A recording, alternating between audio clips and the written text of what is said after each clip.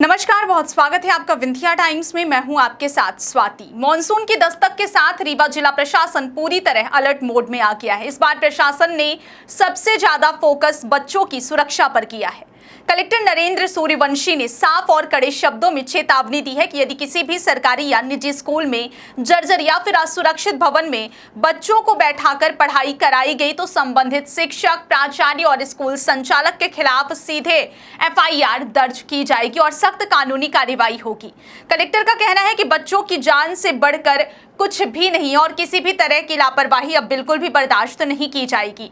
यही वजह है कि जिले के सभी सरकारी और निजी स्कूलों की सुरक्षा व्यवस्था का तत्काल निरीक्षण करने के निर्देश जारी कर दिए गए ताकि यह सुनिश्चित किया जा सके कि किसी भी स्कूल भवन में कोई संरचनात्मक कमजोरी या खतरा मौजूद ना हो। कलेक्टर नरेंद्र सूर्यवंशी ने अधिकारियों के साथ समीक्षा बैठक में स्पष्ट किया कि खतरा केवल स्कूल भवन के जर्जर होने से ही नहीं होता, बल्कि कई बार स्कूल के आसपास मौजूद पुराने और कमजोर मकान, दीवारें या फिर अन्य निर्माण भी बच्चों के लिए गंभीर खतरा बन जाते हैं।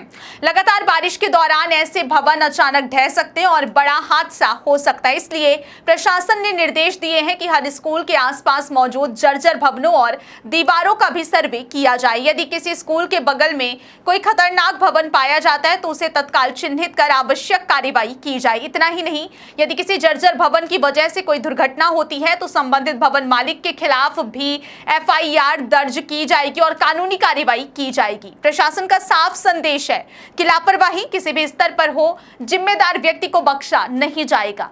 इस पूरे अभियान में शिक्षा विभाग, राजस्व विभाग और नगरीय निकायों के अधिकारियों को संयुक्त रूप से जिम्मेदारी सौंपी गई है। सभी संबंधित अधिकारियों को निर्देश दिए गए हैं कि वे अपने अपने क्षेत्र के स्कूलों का निरीक्षण करें, भवनों की स्थिति का आकलन करें और जहां कहीं भी खतरा दिखाई दे वहां तुरंत कार्रवाई सुनिश्चित करें। यदि किसी स्कूल की इमारत जर्जर पाई जाती है तो वहां बच्चों की पढ़ाई वैकल्पिक व्यवस्था के तहत कराई जाए, लेकिन किसी भी स्थिति में बच्चों को जोखिम वाले भवन में प्रवेश ना दिया जाए। इसके साथ ही स्कूलों के आसपास मौजूद पुराने मकानों, कमजोर दीवारों और अन्य खतरनाक निर्माणों की सूची तैयार कर उन्हें सुरक्षित या आवश्यक होने पर हटाने की कार्रवाई भी की जाएगी। दरअसल प्रशासन की यह सख्ती किसी सामान्य आशंका की वजह से नहीं, बल्कि एक बेहद दर्दनाक हादसे से मिली सीख का परिणाम। रीवा जिले ने अगस्त 2024 में एक ऐसी घटना देखी थी जिसने पूरे प्रदेश को झकझोर कर रख दिया था।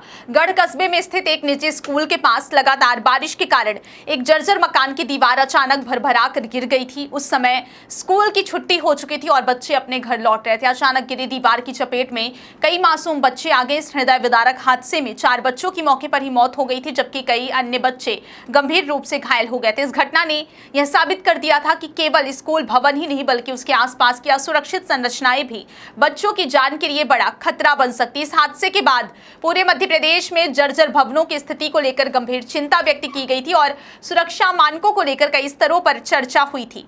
अब ठीक उसी दर्दनाक घटना से सबक लेते हुए रीवा जिला प्रशासन इस बार पहले से कहीं अधिक सतर्क दिखाई दे रहा है। मॉनसून के दौरान लगातार होने वाली बारिश के कारण पुराने भवनों के गिरने का खतरा बढ़ जाता है। ऐसे में प्रशासन कोई भी जोखिम लेने के पक्ष में नहीं है।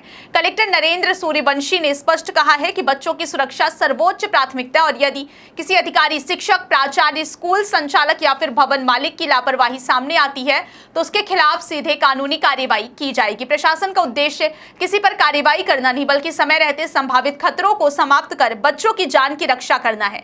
जिला प्रशासन ने सभी सरकारी और निजी स्कूल संचालकों से भी अपील की है कि यदि उनके स्कूल भवन या आसपास किसी भी प्रकार की जर्जर दीवार, पुराना मकान या खतरनाक निर्माण दिखाई देता है तो उसकी जानकारी तत्काल प्रशासन को दे। इसी तरह भवन मालिकों से भी कहा गया है कि वे अपने पुराने और कमजोर भवनों की स्थिति की जांच कराएं और यदि कोई संरचना असुरक्षित है तो उसे तुरंत सुरक्षित करवाएं या प्रशासन को इसकी सूचना दें।